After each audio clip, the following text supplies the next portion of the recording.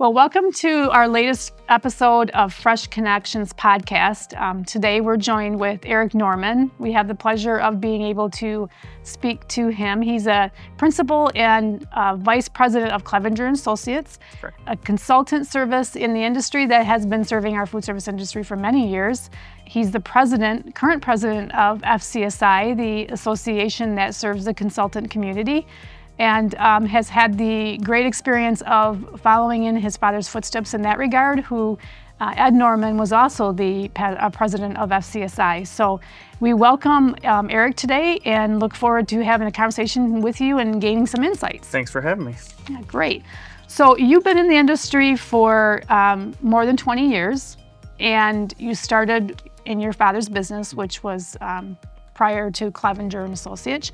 Tell us a little bit about what attracted you to the industry. You came in as a teen, which is very unusual in the food service industry for someone to find interest in food service, but also to stick and actually have a full lifetime career in food service. Sure. So I originally started having conversations with my father, Ed Norman, when I was about 16, 17, which ironically is how old my son is now. And at that point, I was starting to think about college and my future and what I wanted to do. And he had always been self-employed, or, you know, actually started in food distribution, working for the broadliners, broke out on his own, ran a independent buying group for chains or restaurants, like 300 to 400 restaurants, and then got into consulting. And that was when I was probably 11 or 12, he got into consulting. So he had a few years of his company up and running, and I piqued my interest, but I never really knew what he did. And so about 16, 17, we started having those conversations, what he did, and he asked me if I'd be interested in ever doing anything like that. At that time, I was thinking about my college plans, what I wanted to do, and I said, yeah, it sounds interesting. I'd like to explore that. And so I started working at that time part-time, doing, at that point, updating catalogs, doing basic office work, administrative stuff, just to kind of get my head around what the business all was about. And I found it very exciting. I thought the career path sounded intriguing. And so I decided to proceed with my college career in business, but also supplementing that with blueprint reading and CAD and things that could bolster my career as a consultant. So I decided basically at 17 that this is a career path I wanted to choose. Yeah, that's awesome. When you were first working for him, like, what piqued your interest the most that said, this is really what I want to do? Like, was there an aspect of the cataloging and everything else when you first listened to it, or was there a certain part you go, I like this because, and I want to go into this industry? The cataloging and the administrative work was pretty basic. I got that quick. And then from that point, I kind of jumped into the mechanical, electrical, plumbing, and engineering side of things. And I liked that technical work. I enjoyed that. But at that point, I also started getting a taste of the client interactions, going out to project meetings, meeting people, seeing the process of how a project starts with just a conversation and then how it ends, 2 or 3 years later. And I saw how that every day would be different. Every new project is a new challenge. And so that's what really kind of sparked my interest even more at that point. You're able to really troubleshoot and help and provide that assistance, which is really interesting. Well, your passion for the industry and what you've done through the years is certainly clear. You have been awarded the FCSI Industry Service Award already, Food Service Equipment's Young Lion Award, and I'm sure there's plenty more that are going to be coming your way as you continue to contribute to the industry in the way that you do. So we appreciate that. Thank you. For our viewers, let's just jump in real quick with you explaining what the role of a design consultant is, something as yourself and your company, what services you provide to the industry and why people are looking for what you do. So depending on project type, a team is assembled. If it's a new build, let's say, there's the architect, there's the engineers, there's a lighting consultant, landscape architect. There's all these different players. And then, of course, there's us as food service consultants that get hired on to design very specific areas, all related to food service of a particular project, whether it be a school or a B&I account or whatever that may be. What we then do, we get brought on the team, And it's our job to translate the owner's vision of what their food service facility, what they want it to be, and to actually translate that into reality. So that's working with them through schematic design, laying out the equipment, making sure flow and function is all there, and then proceeding through construction documents and the technical aspect that I just mentioned before of making sure the connection points and drains and gas lines and everything are in place as they should be. And, you know, kind of to go along with that, we really act as an advocate for the food service staff or food service director, whoever it may be, to make sure that their interests are represented properly in the project and it doesn't get overlooked. At the end of the day, you know, we take all that work over whatever amount of time it is, 6 months, 18 months, translate it to reality, and then, you know, hopefully a year or two later, we can walk in and see the beautiful space that we created. So you have to be the expert in so many things as it relates to food service operations, because when that client brings you on, they're looking to you to bring that knowledge to them, right? To translate what they need and turn it into a beautiful environment of food display and food operation. Yeah, and that's the blending, you know, of creative design, of how things flow through a space, as well as the selection of the right equipment, specifications, all of that. Yeah. So you're always learning. You're always out in the marketplace looking and learning for those solutions. So 100%. You can provide that to your customers. That's great. Absolutely.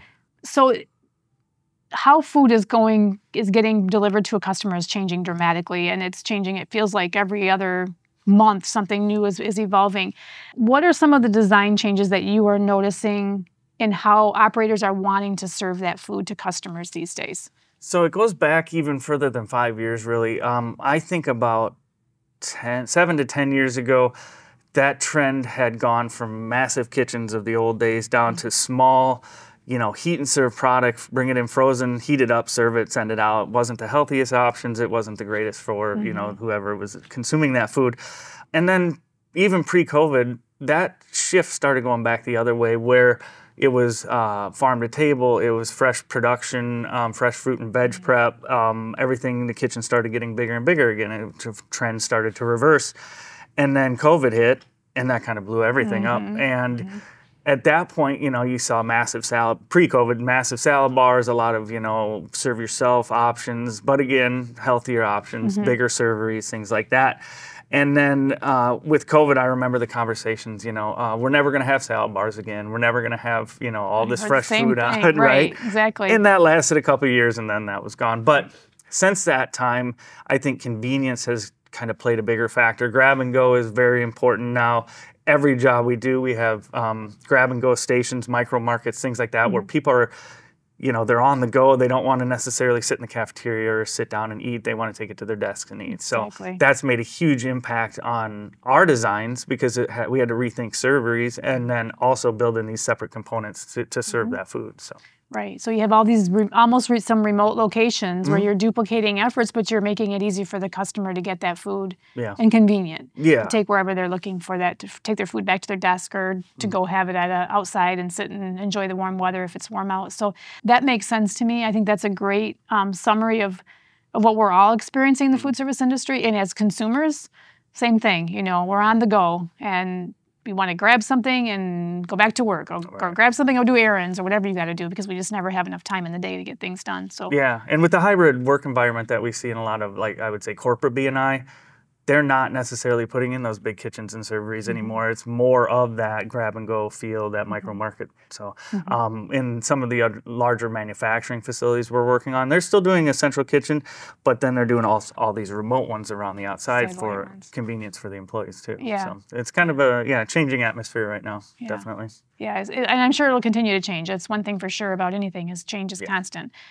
So labor is also, you kind of touched on that. Labor is a big challenge for the industry. And you talked a little bit about like micro markets and how that's happening because operators just don't have the labor. Are there any other things that are popping up? I mean, obviously self-service supports that as well, but any other things that are happening, to solutions that are coming up that will help operators save that labor, or trends in that direction? Sure. So, you know, as design consultants, when I think of back of the house, there's automation. And when I say automation, I don't mean robotics necessarily. I mean simplifying processes. You see that in virtually all major equipment segments right now. easier controls, programmable, where you don't necessarily have to do time and temp. You can push a button, its recipe's loaded, it cooks it. So I think, you know, the equipment trend has shifted like that. Smart, pretty seismically. making it more smart and easy to just pre-program and push buttons. Yeah, and that's through all equipment categories. The other aspect on our side as designers is multifunctional design too, allowing one workstation to serve, you know, one function at a certain time of the day, and then have that station be convertible to another function later that day. So we can reduce the size a little bit of the kitchen, so we're, you know, combining processes, and then that, you know, hopefully helps with that labor issue. The other ways that we're addressing that more in the serving area is multifunction equipment again. So, you know, previously you might have had a serving where it's like 4 hot wells and then a couple cold wells. We're looking at total multifunctionality throughout. So convertible wells, hot and cold, they can be switched one way or the other. Do different day parts and different menu items, right? Yeah. So we're kind of taking a holistic approach at looking at every aspect of it and what we can do to reduce that labor cost. Yeah, I think that's a topic that's certainly not going to go away at all as far as labor shortages and how that relates to our equipment and that versatility that you're looking for. So a couple other questions, I guess. You know, if there was one factor influencing your design today related to equipment, whether it be a challenge or a positive or something you're just looking for, like how can equipment manufacturers help you help your clients better? What would that be, or do you have any thoughts? I don't know if there'd be one that would stick out. I think the multifunctionality and the you know, the automation is a big one. The other one that always comes to mind, and this has been a trend over years, is sustainability. You know, because on the other side, we were just talking about labor costs. Now we're talking about operational costs. How can we reduce the power, the water, and those costs over the life of an operation? So we'll look at, you know, the big mandate with R290 refrigeration. That's obviously been huge.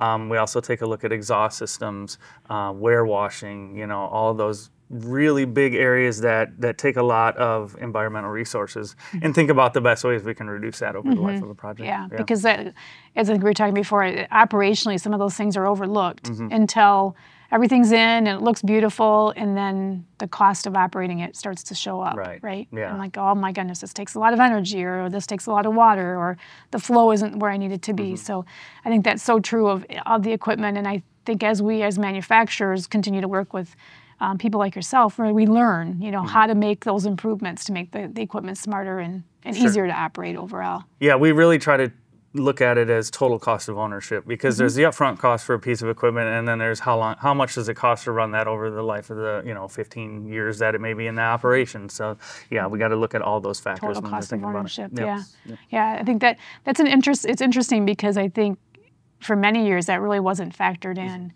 And it was more of about what's it going to cost me to get that piece of equipment, and then later on the reality of it surfaces. So I love that term, and I love how you're giving consideration to it, because it does bring out and it highlights some of the differences between manufacturers or different types of solutions that are out there that need to be considered in the very beginning, not later in the process. Yeah, and it's also on us as the conduit to the end user and the owner to educate them about that, because a lot of times they'll see that upfront cost, and it's a little scary, you know, depending on what product category you're in, or you know, brand A compared to brand B, and we think about that. You know, brand A may be $5,000 more up front, but over that total cost of ownership at the end of 10 years is way less than brand B. So it's an education thing as well. And you certainly play a great role in helping to educate those end users that aren't thinking that way necessarily. Sure. Yeah, that's awesome. So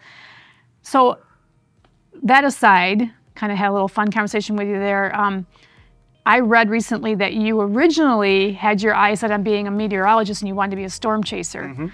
So my first question is, like, what about chasing storms was so appealing to you? I mean, are you like, got to go out there and tense and find that new opportunity, or what's, you know, that's an interesting thing. It was kind of when I was in my teens. We live in Iowa, obviously, so storms were a regular part of life in the spring and summer. They are, and it was an adrenaline junkie kind of thing, you know, that was the adrenaline of going out and chasing them. Every time you go out, you don't know what to expect. It's a little bit different. You know, food service may not be as thrilling as that, but it sounds like you kind of turned food service, your career, into some of that, because you don't know what you're going to expect with every project, right? Yeah, and I think that's what appealed about this career path to me. You know, storm chasing, it's a pretty limited career path. So in a more realistic approach, this is kind of similar to that, where every day is different. You know, there's problems and then I have to come up with solutions and make decisions. And I get that same satisfaction as seeing, you know, the results of my work after a couple of years for the client. Right. So, yeah. So we're not going to see you in the next Twister movie? Unfortunately, no. I'd love to be. I haven't seen that movie yet, so I'm looking forward to seeing it. It's pretty good. Yeah. Maybe I would see you in there, but of course I went out and saw it right away. So that's awesome. Yeah. So I think you're absolutely right. The correlations of that adrenaline kind of excitement of chasing the storm and figuring out what's going on is also what you bring to that consultancy you have, and you can help that client troubleshoot and figure out what to do. And in the end, you get to see this beautiful product. Right. You know, you get to see the whole thing through. And I think that probably not without challenges along the way and, you know, hair-pulling situations and decisions, but it's still very, very productive and rewarding to see it come through at the end. Yeah, I really enjoy it. Yeah, well, you're doing a great job. So I think at this point, you know, I think what I would like, unless there's something else you'd like to share with our viewers, I think we appreciate what you've brought here. At the end of the day, all of our customers are looking to tell their story and to be able to tell their customers what they do best. And you as a consultant in the industry and others really bring light to that. You know, you help them you take their vision and you help them bring light to what they're trying to achieve. So that's awesome. We appreciate it. We love being a partner with you, and we certainly appreciate you taking some time to talk with us today. Thanks for having me. Yeah, appreciate it.